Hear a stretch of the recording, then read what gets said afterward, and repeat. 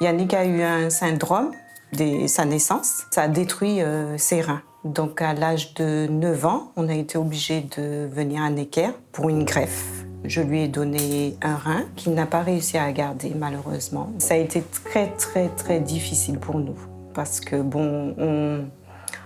quand on donne un rein, on s'imagine que ça va durer au moins 10 ans, 11 ans. On veut le mieux pour notre enfant.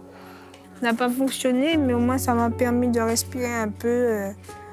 1 an, 2 ans, et je veux aller me balader, me promener avec eux. Parce que là, je peux pas aller, je suis à l'hôpital. Même les samedis, je suis à l'hôpital pendant 4 heures. La ligne rouge, ça veut dire que ça me prend le sang, et la ligne bleue, ça veut dire que ça me renvoie le sang qui est propre, qui est bien nettoyé, parce que le rein, sa fonction première, c'est de nettoyer le sang et tous ces microbes. Mais un rein, ça se commande pas comme ça sur Internet. C'est dommage, mais bon. Revenir en dialyse, c'est une épreuve. C'est dur pour les parents d'accepter, de voir son enfant couché pendant 4 heures de temps, et puis surtout pour l'enfant.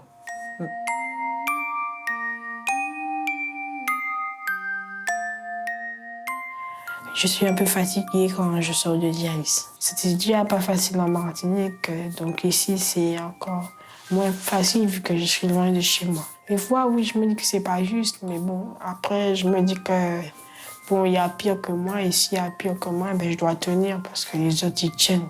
On a régulièrement dans le service des enfants qui viennent des régions éloignées de Paris. Donc ils doivent rester plusieurs mois loin de chez eux. Et donc on est à la recherche pour ces enfants à chaque fois d'un endroit pour les loger, eux et leurs familles.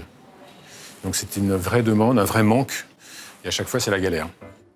On vient de Martinique, à 8000 km. J'ai été accueillie par l'association Toujours Prêt.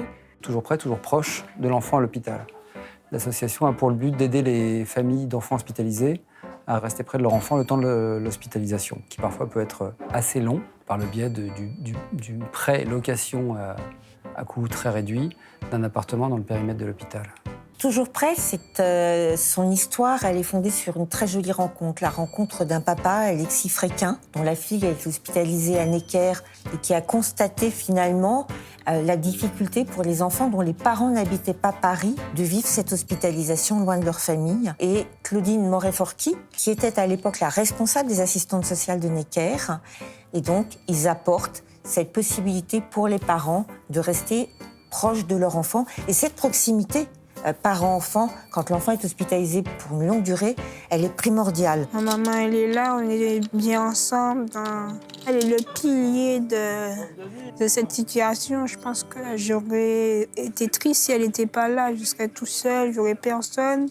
Il est avéré aujourd'hui qu'un enfant qui a ses parents près de lui, donc qui a un meilleur moral, va avoir plus de force pour guérir et pour affronter ce qu'il a besoin d'affronter. En 5 ans, on a aidé une 40aine de familles pour l'instant. Là, on crée effectivement des liens d'amitié, des liens de soutien. On est un lien qui n'est pas l'hôpital. Voilà. Il y a énormément de demandes. Là, aujourd'hui, on a 3 appartements, donc un 2 pièces généreusement prêté par Groupama Immobilier et 2 autres studios. J'avais moi-même ma fille qui est hospitalisée à l'hôpital Necker. Et en fait, le problème de l'hébergement, j'ai pu l'échanger avec d'autres parents et constater que c'était une vraie difficulté que moi, je sous-estimais, mais qu'il fallait porter. Assez vite, la sensibilité a prise. Il se trouve que parmi les collaborateurs de Groupama Immobilier, il y a une personne qui est une aquarelliste, donc qui s'appelle Marie-Clémence Level. Et en fait, Marie-Clémence est venue avec une idée qui était d'organiser dans un de nos immeubles une exposition vente de ces aquarelles. Ils sont venus vers nous, nous ont proposé de nous faire mandataire de tous les profits de la vente aux enchères. Donc on a récolté plus de 20 000 euros. Groupama Immobilier, où il y a vraiment aussi une culture humaine très belle, franchement. Et à proximité de l'hôpital Necker, Groupama est propriétaire d'un ensemble immobilier au sein duquel on venait en fait de restructurer, rénover un appartement. On s'est dit qu'il pouvait complètement correspondre aux besoins de l'association Toujours Prêt. Et on était hypersensible en fait à cet engagement, parce que les premiers biens que l'association a eu à sa disposition pour l'hébergement, ce sont les propres appartements qui appartiennent à Alexis. Donc il a mis une partie de son patrimoine à la disposition de l'association pour que ça se fasse. Mais finalement, c'est très peu par rapport aux besoins. Il faut se battre effectivement pour mobiliser. Ça a changé beaucoup de choses. Ça allège quand Yannick a un problème, un souci, on est à proximité. Puis ça a permis aussi l'appartement que je puisse l'inscrire l'inscrire à l'école aussi. C'est comme si on a un petit cocon. On se retrouve un petit chez nous. Je trouve que c'est mieux pour les enfants malades et les gens en difficulté d'avoir un espace pour eux, de sortir un peu de l'hospitalisation, de la maladie un peu. C'est chez nous ici, on est bien. Heureusement qu'on a cet appartement-là, pour se sentir aussi en famille. Le papa est venu le 24 décembre, là on était franchement heureux.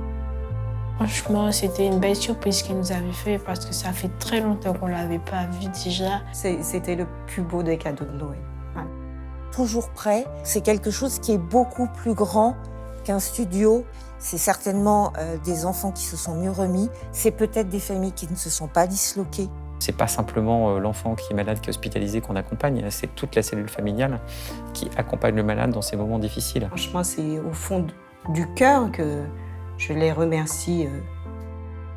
On aimerait bien avoir d'autres appartements, car il y a d'autres enfants, d'autres familles. Nous, ce qu'on aimerait, c'est maintenant qu'on a cette reconnaissance d'utilité publique et qu'on peut accueillir d'autres propriétaires investisseurs dans notre petit pool d'appart, c'est en avoir d'autres. Donc ils font un beau geste, ils investissent dans de la pierre, et nous, on l'utilise pour les familles. Et on va essayer, nous aussi, à notre échelle, de démultiplier ces petits pains.